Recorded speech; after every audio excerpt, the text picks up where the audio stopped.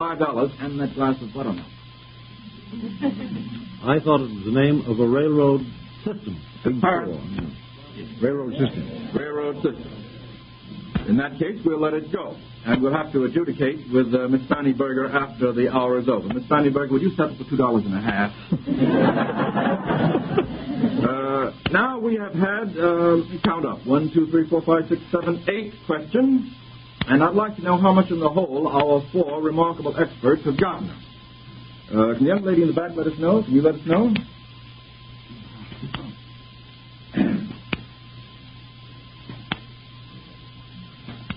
According to this record, Mr. Jaffe, Mr. Duffield, Mr. Adams, and Dr. Overstreet, you have already lost us the sum of $12.50. Providing we can fix things up with Miss Fanny Berger. If we can do things very well, if we can manage to strike some sort of bargain with her, we may be able to get away with the sum of a $10 loss. That's on 8 questions. Now we have several to go.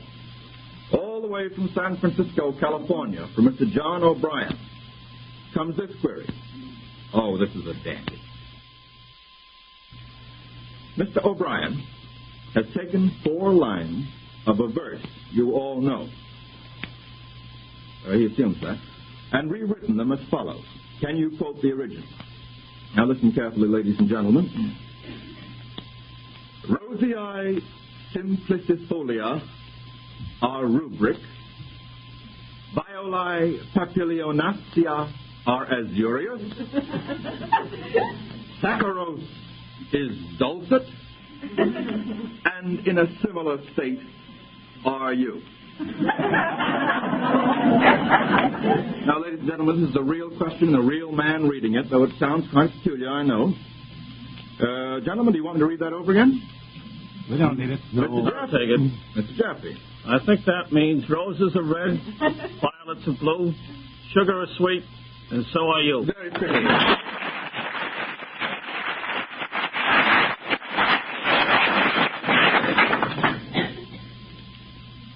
And now, Miss Jane Ellen of Locust Valley, Long Island, is here with a question. Can you, by examining tree stumps today, safely conclude that Aunt Minnie didn't have much use for her rubbers and umbrellas in 1904? There's a look of utter stupefaction on the faces of my 4 experts. I better repeat that question. Can you, by examining tree stumps today, safely conclude that Aunt Minnie didn't have much use for her rubbers and umbrellas in 1904? Dr. Overstreet. You can tell by the narrowness of the ring at a certain time by counting back. Well, how do you mean exactly? Well, you see, with a very rainy season, you have a wide ring. With a very dry season, you have a narrow ring. I see. So you could count back and in that way learn what the weather was at any one time. Yeah, sure. That's quite true.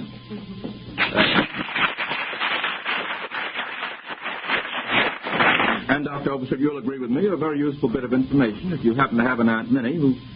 dry. And if she happens to want to know about the weather in 1904, you just examine tree stumps. Of course, if you have no Aunt Minnie, you're out of luck. If you have no tree stumps, let's go on to the next question. The next question comes to us from Mr. Jack Lippman of Brooklyn, New York, who is here in person to deliver it. Chiasti Callio is a Greek island, a dictator of Peru, president of Finland, or the name of a Japanese political party. I'll repeat that. Chiasti Callio, I'll spell that, Kyostikallio, is a Greek island, a dictator of Peru, president of Finland, or the name of a Japanese political party. Volunteers. You should see All I can say, Mr. Fadiman, it's Greek to me. It's Greek. Well, it's a Greek island, apparently, to Dr. Jaffe.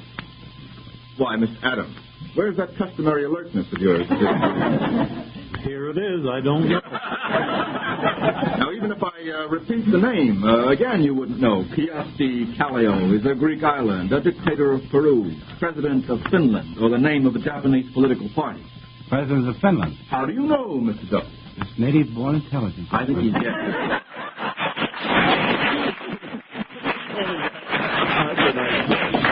That's quite right. And it seems to me that any country that pays its debts is entitled to have a president with a name I can't pronounce. So 3 cheers and a Kiasti Kallio for the Republic of Finland, and we'll go on now to a question from Miss Mary Long of Tampa, Florida. I'll read that. Oh, I'm looking this over. Now, my jury of experts, would you mind very much if I directed the next question to Mr. Adams? Do you cede your rights in the next question? They cede their rights in the next question. Mr. Adams, you're an expert on popular songs, I believe. I am. And on popular tunes, I believe. And unpopular. I hope you can answer this. Mr. Adams, can you sing the melody? Mr. Adams, can you sing the melody to the following words taken from a well-known song? Now listen carefully. All round a little farm I wandered when I was young. Then many happy days I squandered, many the songs I sung. Now, just before you go ahead and sing that for us, remember this. It is my duty, if you cannot do this, for me to do it, and I want you to do it. Da-da-da-da-da-da-da-dum. Go ahead, Mr. Adams. Go ahead. You asked me whether I could sing it? Yes. Can you sing the melody of the following words taken from a well-known song? That was a bluff. That's the melody. Do it again for us. Ba-da-da-dum-da-dum. Ba-da-dum. Sounds better and better.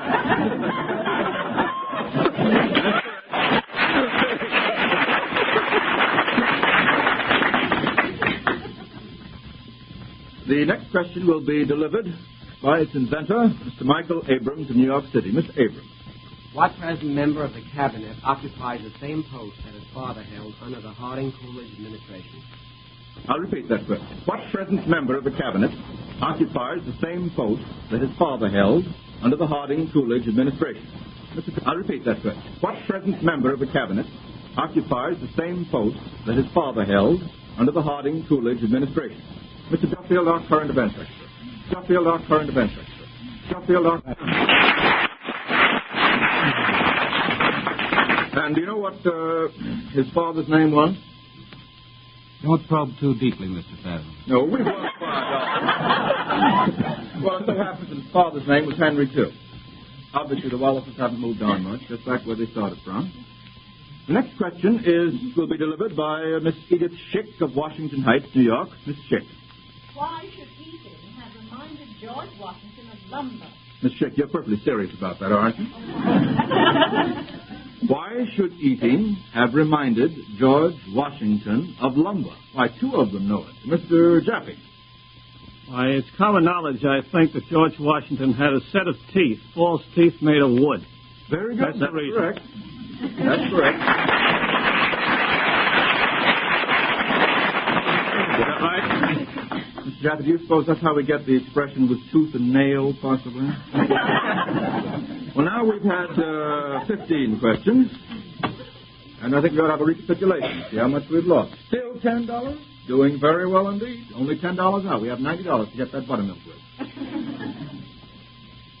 The next question comes all the way from Kansas City, Missouri, from Mr. Bill Wilson. Now, I'll tell you what worries Mr. Bill Wilson. Listen carefully, gentlemen. If the North Star ceased giving light at 10 o'clock tonight, would it be apparent to anyone looking for it at 11 o'clock, an hour later, without the aid of telescopes? Mr. Adams shakes his head. Mr. Jaffe. The answer is no. Why? The light would still be visible because the light that has left the North Star has been on its way to the Earth for many thousands of years. Well, that is an exaggeration, but I believe that the answer no is correct. We couldn't see it at 11 o'clock. It takes only 47 years for the light of the North Star to reach the Earth. Practically instantaneous. That's the correct answer. We have to wait an awfully, awfully long time before we knew when the North Star ceased giving light. Why don't you ask him to sing the North Star? There's no truth. Adams is kidding me. Miss Olga Gordon of Brooklyn, New York, is here with a question. Miss Gordon? Will you identify the authors of each of the following? First, one that loves not wisely but too well.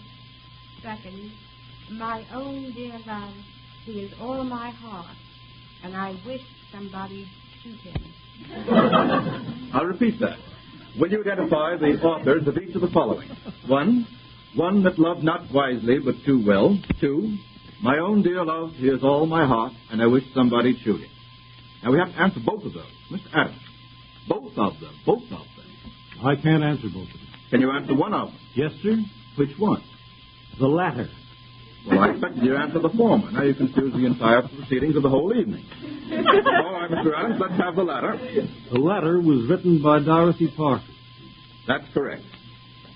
You don't know who wrote One That Loved Not Wisely But Too Well? No. Cash register. $5 is going now to be deposited in the palm of Miss Olga Gordon of Brooklyn, New York. Now, let's see if among the four of us, we can't scare up the author of the perfectly well-known quotation. At least I know it now, looking upon my card. One that loved not wisely, but too well. I'll bet on Mr. Shakespeare. Mr. Shakespeare is correct. Now, Mr. Duffield, if you'd only have the good sense to whisper what you knew to Mr. Adams, and if he had whispered what he knew to you, perhaps you might have saved that $5. I scorn such methods. They're pretty big, do you? All right, if you scorn such methods, let's see what you can do with this question. This will be delivered by Miss Sophie Lane of New York. Miss Lane?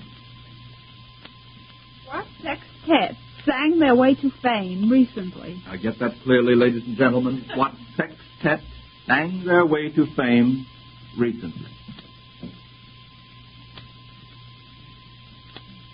Unfurrow that brow, Dr. Overstreet. Search me. Search me. What sextet sang their way to fame recently, Mr. Adams? You know all about sextets. I know about sextets, but I don't know what recently means. You don't know what recently means? Well, we're going to lose $5 if you don't know what recently means. Means a little while ago. Dr. Chappie thinks he knows. I think I can answer it. Yes? Is the question of referring to the Seven Dwarfs? That's correct. The Seven Dwarfs.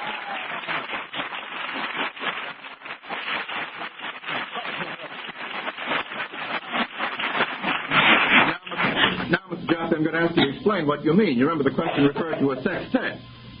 Well, one of them was Dopey.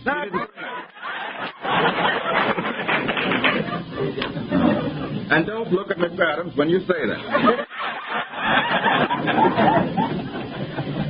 Now, the next question will be given to us by Mr. Irving Mansfield of New York City, who is here in person to deliver it. Mr. Mansfield. Who was the only president of the United States born west of the Mississippi River? I think we ought to get that. Who was the only president of the United States born west of the Mississippi River? Mr. Herbert Hoover. Mr. Herbert Hoover is correct. Well, I'm afraid that's all the questions we have time for tonight. And now I'll ask Mr. Claney to give us the total penalties against the board, which remain at how much? $20, Mr. Fadiman. $20 lost. $20 lost out of the kitty. Thank you, Mr. Claney. Thank you all members of the board and all the folks that have submitted questions. And now I think Mr. Claney has a word for you about next week's contest. Until then, good night, everybody.